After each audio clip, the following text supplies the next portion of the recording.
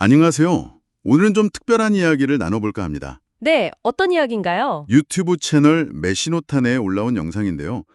오카모토 시지 씨라는 한 60대 남성의 뭐랄까 후회로 가득 찬 삶의 회고예요. 아, 60대 남성의 후회요? 네, 정년퇴직을 하셨는데 그 후에 내가 진짜 열심히 살아왔는데 왜 이렇게 됐지? 뭐 이런 독백을 하시더라고요. 뭔가 좀 쓸쓸함이 느껴지네요. 그렇죠. 그래서 오늘 이분 이야기를 통해서 일과 삶의 균형, 또 건강 습관, 인간관계 이런 부분들에 대한 후회와 교훈을 좀 살펴보고 이걸 듣는 여러분들이 비슷한 후회를 좀 피하실 수 있도록 같이 이야기해보면 어떨까 합니다. 네, 좋습니다. 오카모토 씨의 이야기가 분명 많은 분들께 생각할 거리를 던져줄 것 같아요. 특히 그분의 40대 시절 이야기가 인상 깊었어요. 맞아요. 그 승진, 또 월급 인상, 딱 이 목표만 보고 정말 모든 걸 희생하신 것 같더라고요. 중간 관린직의 압박감이라는 게 또 있잖아요. 엄청났겠죠. 그 야근은 뭐 거의 매일 하고 어쩔 땐 철야까지. 허, 심지어 동료들이 같이 한잔하자 뭐 이런 흔히 말하는 노미니케이션 있잖아요. 그런 것도 다 거절하고 그냥 일에만 파묻혀 사셨다는 거예요. 그렇게 일에만 매달리면 결국 개인적인 삶에서는 뭔가 놓치는 게 많았을 텐데요. 혹시 뭐 결정적인 사건 같은 건 없었나요? 있었죠. 가장 좀 마음 아픈 이야기가 아버님이 돌아가셨을 때예요. 아, 다음 날 중요한 회의가 있다는 이유로 장례식에 온전히 집중을 못 하신 거예요. 막 서둘러서 회사로 돌아와야 했고요. 저런. 슬퍼하는 어머님을 뒤로하고 그냥 일터로 갔던 그 순간이 평생 너무 큰 후회로 남았다고 하시더라고요. 정말 그 경력이라는 거 하나 때문에 인생의 다른 소중한 것들을 다 놓쳐버린 셈이네요. 그렇죠. 일뿐만 아니에요. 건강 관리 방식에서도 좀 비슷한 후회가 보이더라고요. 건강관리요? 네, 어떤 식으로요? 본인이 스스로 나는 야행성이다 이걸 알고 계셨대요. 네. 그런데도 일찍 일어나는 새가 벌레를 잡는다. 이 말만 믿고 억지로 새벽 5시에 일어나려고 막 애쓰신 거예요.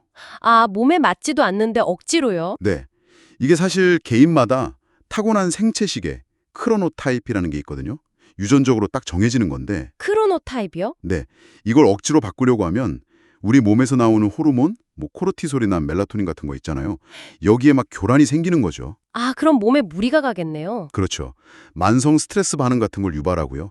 실제로 쥐 시험 결과도 있는데 자기 리듬이랑 안 맞는 생활 패턴을 강요받은 쥐들이 면역세포 노화가 더 빠르고 사망률도 높았다는 뭐 그런 연구도 있어요. 헐, 스스로 건강을 해치신 거네요, 어떻게 보면.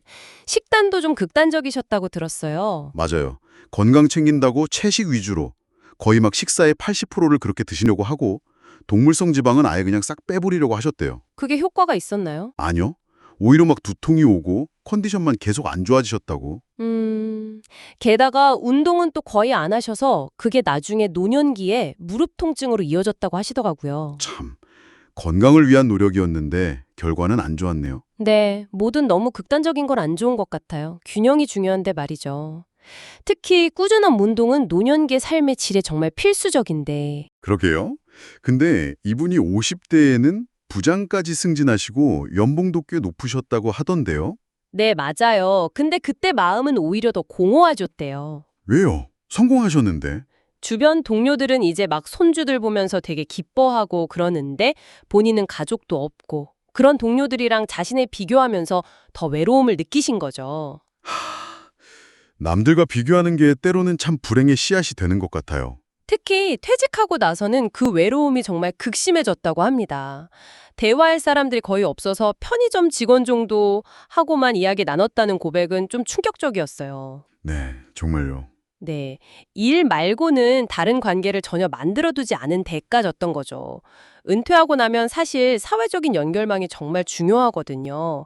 그걸 미리 준비하지 못하신 거죠. 너무 안타깝네요, 근데.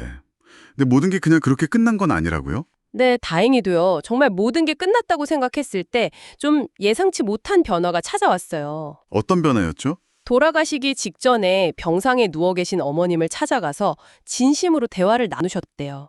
관계를 회복하고 정말 후회 없이 마지막을 보내드릴 수 있었다고? 아, 정말 다행이네요. 그게 좀 전환점이 되었을까요? 네, 그 경험이 아주 중요했던 것 같아요.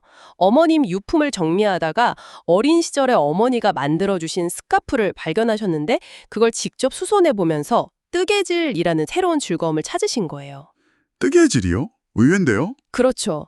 근데 이게 그냥 시간 때우는 취미가 아니었어요. 어떻는데요? 프리마켓 같은 데 나가서 직접 만든 뜨개질 작품을 파셨는데 그러면서 사람들과 막 소통하고 또 내가 만든 걸로 다른 사람이 기뻐하는 모습을 보면서 생전 처음으로 그런 순수한 행복을 느끼셨다고 해요. 와, 뭔가 이전의 성공 추구와는 다른 종류의 기쁨이었겠네요. 네, 중요한 건 그 기쁨이 그냥 나 혼자 만족 이게 아니라 다른 사람과의 연결, 그리고 내가 뭔가 기여하고 있다는 느낌에서 왔다는 점이에요.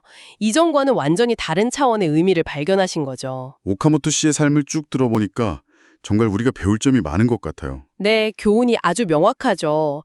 첫째는 삶의 여러 영역, 일, 건강, 관계 이런 것들이 다 깊게 연결되어 있어서 하나만 너무 극단적으로 쫓아가면 다른 게 무너질 수 있다는 거. 균형이 중요하다는 거네요. 그렇죠. 둘째는 건강관리. 이건 무슨 유행이나 강박이 아니라 정말 자기 몸, 자기 리듬에 맞게 해야 한다는 거고요. 네, 맞아요. 억지로 하는 건 소용없죠. 그리고 셋째는 진짜 만족감이라는 게 남들과 비교하는 데서 오는 게 아니라 오히려 의미 있는 관계 속에서 또 내가 뭔가 기여한다는 느낌 속에서 발견될 때가 많다는 거죠. 네. 그의 이야기는 일이나 성취도 물론 중요하지만 그게 전부는 아니라는 걸 보여주는 것 같아요. 자신에게 맞는 건강관리, 그리고 꾸준히 관계를 가꾸는 게 정말 삶 전체에 걸쳐서 중요하다는 걸 깨닫게 해주네요. 그리고 또 하나 좀 늦었다고 느껴질 때도 있잖아요. 그때조차 새로운 의미나 관계를 찾을 가능성은 언제든 열려 있다는 그런 희망도 주는 것 같고요. 맞아요. 자, 오늘 이야기를 들으신 여러분께 한번 여쭤보고 싶습니다. 지금 여러분 삶에서 가장 중요하게 생각하는 우선순위는 뭔가요?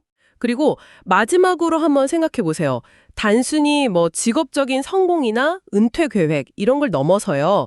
여러분의 긴 인생에서 진짜 행복과 웰빙을 지탱해 줄 그런 관계, 그리고 개인적인 만족감 이걸 가꾸기 위해서 바로 지금 당장 실천하고 있는 작지만 꾸준한 행동은 무엇인지 말입니다.